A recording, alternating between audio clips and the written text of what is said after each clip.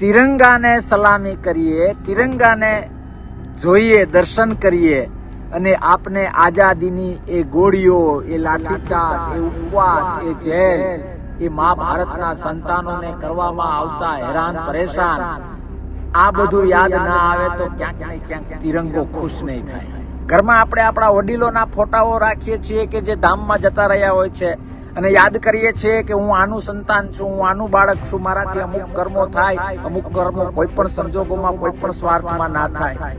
આ જ રીતે તિરંગો પણ એક રાહ છે. રાષ્ટ્રધ્વજ પ્રત્યે વાસ્તવમાં આદર હોય, વાસ્તવમાં પ્રેમ હોય, માત્ર માહિતી નહીં પણ તિરંગાના હાટ સુધી પહોંચવું હોય, તિરંગાને સમજવાના પ્રયત્ન કરવા હોય તો પહેલું કામ તો એ કરવું જોઈએ કે જાતને પૂછીએ, મેં રાષ્ટ્ર માટે શું કર્યું, મેં મારા મા ભારત માટે શું કર્યું.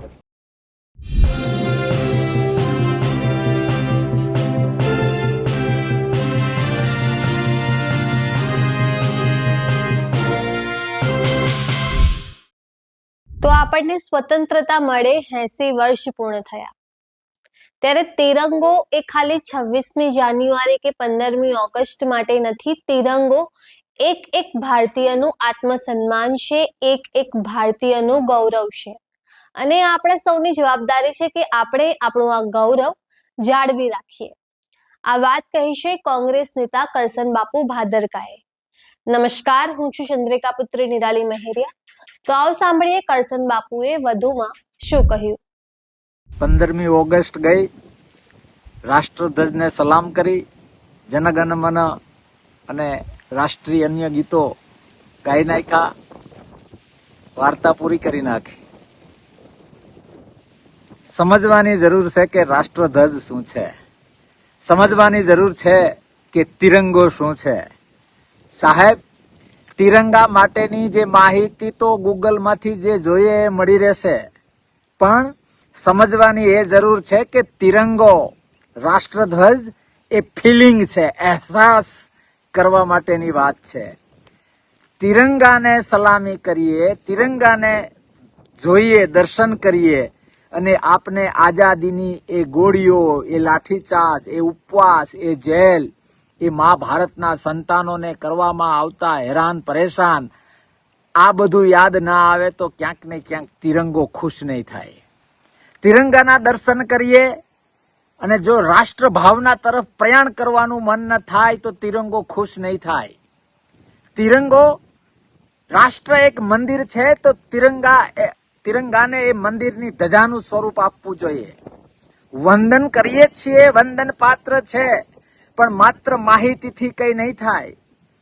આપને સૌને ખબર છે કે 22 જુલાઈ 1947 થી કન્ટિન્યુ આપણે આ તિરંગાને આદર આપતા આવ્યા છીએ રાષ્ટ્રીય પ્રતીક તરીકે.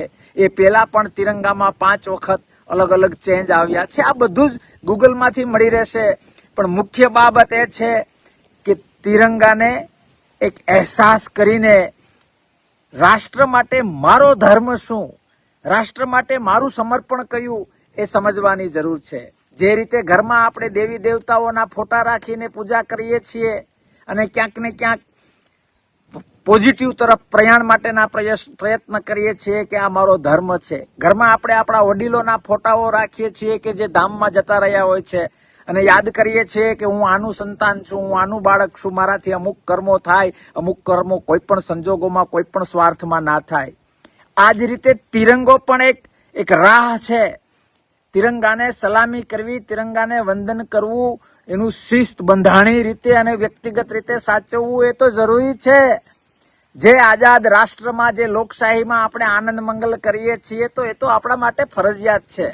પણ તિરંગાને જો ખુશ કરવો હોય, તિરંગાની ચમક વધારવી હોય તો મારે રોજ સવાર સાંજ મારી જાતને પૂછવું જોઈએ કે મેં મારા રાષ્ટ્ર માટે શું કર્યું, હું મારા રાષ્ટ્રને કેટલો સમર્પિત છું. મારી પાસે માત્ર માહિતી છે કે કર્મ બેઝ ઉપર હું મારા રાષ્ટ્ર માટે, મારા વિસ્તાર માટે કંઈક કરું છું. ધર્મ છે, તિરંગો એ ફરજ છે, તિરંગો એ રાષ્ટ્ર પ્રેમ તરફનો પ્રયાણ છે, તિરંગો એ મા ભારતનું ગૌરવ છે, તિરંગો એ મા ભારતની ઓળખ છે.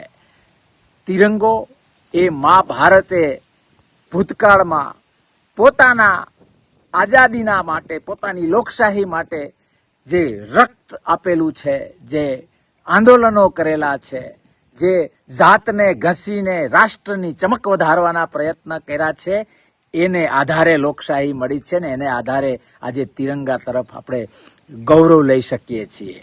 પણ માત્ર સલામી, માત્ર ગૌરવથી કંઈ નહીં થાય.